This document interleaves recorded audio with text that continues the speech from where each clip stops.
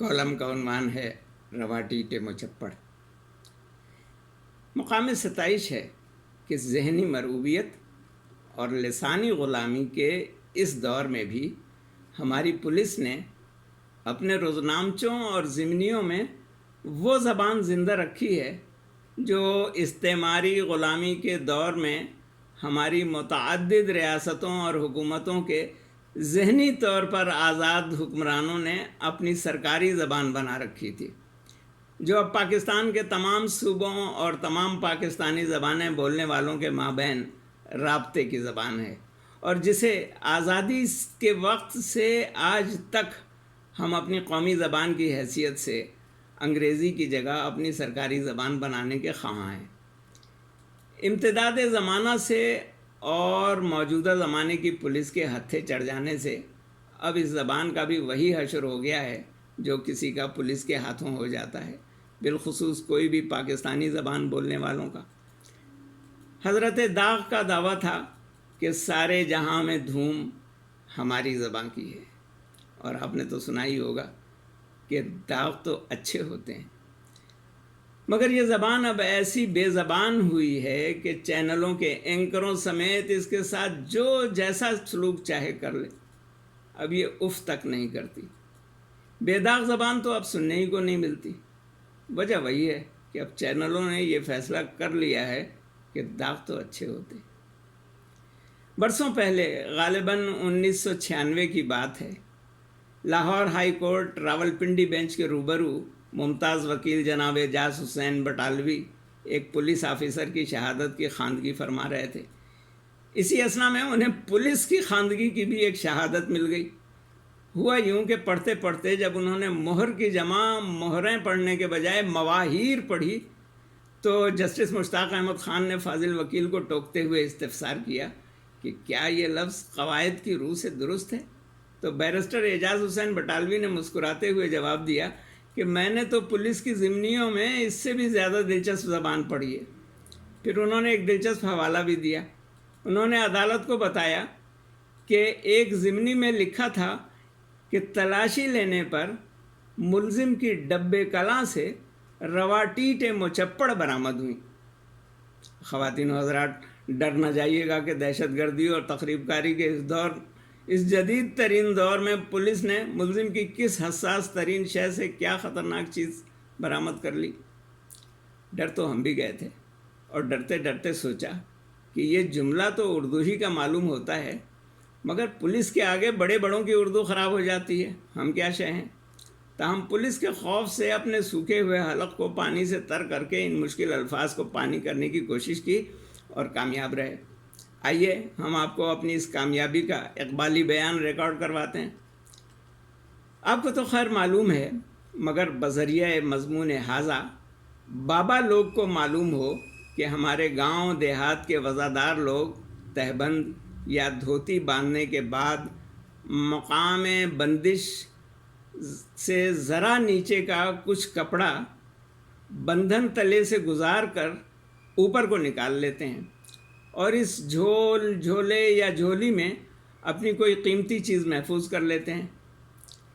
ये मुकम्मल तौर पर बंद और महफूज जेब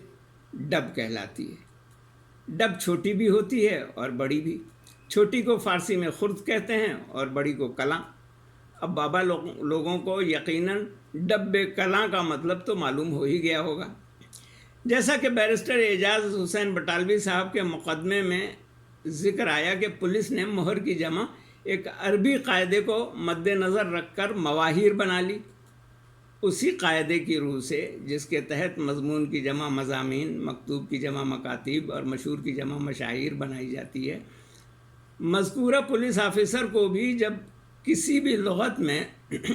रोटी की जमा नहीं दिखाई दी, क्योंकि सिवाय पेशावर गदागरों के किसी को भी रोटी जमा करते नहीं देखा गया,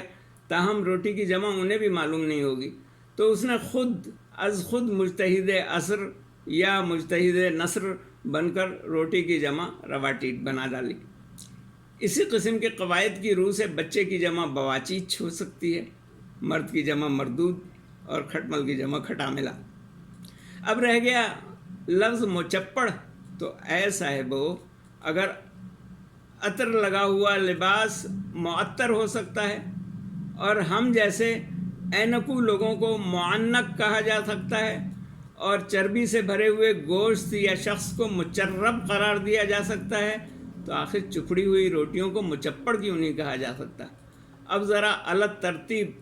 اردو، پنجابی، فارسی اور عربی قواعد و انشاء کے حسین امتزاج سے تخلیق کیے ہوئے اس فقرے کو دوبارہ پڑھ کر دیکھیے کہ بقول احسان دانش کیسے مشکل مسئلے کو ہم نے پانی کر دیا۔ تلاشی لینے پر ملزم کی ڈبے کلاں سے رواٹیٹیں مچپڑ برآمد ہوئیں۔ کون جانے کہ تلاشی لینے پر ملزم کی ڈبے کلاں سے جو رواٹیٹیں مچپڑ برآمد ہوئی تھیں، اس غریب پر انہی کو چرانے کا الزام تھا، یا الزام تو اس پر کچھ اور تھا، مگر پولیس نے اپنی مستعدی اور چستعدی کا مظاہرہ کرتے ہوئے اس کی ڈبے خرد و کلاں کی بھی تلاشی لے ڈالی۔ خیر گزری کہ ملزم سے اور کچھ نہیں تو رواٹیٹیں مچپڑ ہی برآمد ہو گئیں، ورنہ پولیس کی بابت تو مشہور ہے کہ اگر پولیس آپ کی جیب سے کچھ نکال نہ سکے تو کچھ ڈال دیتی ہے۔ پس مقام شکر ہے کہ پولیس اور اس کی ضمنیوں کے کاغذات کا پیٹ رواٹیٹیں مچپڑ ہی سے بھر گیا، ورنہ وہ جو ایک محاورہ مشہور ہے کہ چپڑی اور دو تو صیغہ جمع استعمال کرنے سے اندازہ ہوتا ہے کہ پولیس کو بھی چپڑی اور دو ہی مل گئی تھیں، ورنہ کچھ بعید نہ تھا کہ وہ ملزم کی ایک ڈب سے ہیروئن، چرس، افیون اور گانجا برآمد کر لیتی، جس کے بعد ملزم حیرت سے دھت ہو جاتا۔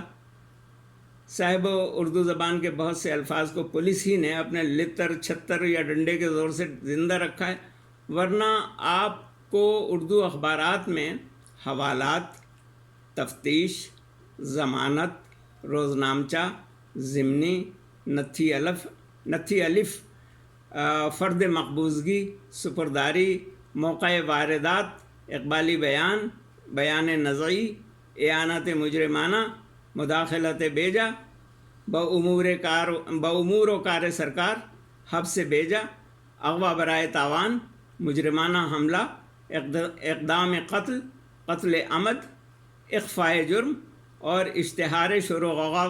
جیسے الفاظ کی جگہ بھی انگریزی ہی کے الفاظ گٹ پٹ کرتے ہوئے سنائی دیتے۔ ضرورت اس بات کی ہے کہ ہمارا کوئی محقق زبان و بیان پولیس کے ان شہکار فقروں اور ان ادق اصطلاحوں کو پولیس کی مثلوں، روزنامچوں اور ضمنیوں کی قید سے باہر نکال کر لائے اور ان کا ایک مجموعہ چھپوائے، اور قومی زبان کے سرکاری زبان بننے کی راہ میں حائل نوکرشاہی المعروف بیوروکریسی و المشہور اسٹیبلشمنٹ کو جا کر دکھائے کہ دیکھو اس طرح سے کہتے ہیں سخنور صحرا، اور ان کو یہ بھی سمجھائے کہ اے عزیزو باز آ جاؤ، ورنہ بھلا رواٹیٹ کب تک مچپڑ رہیں گی۔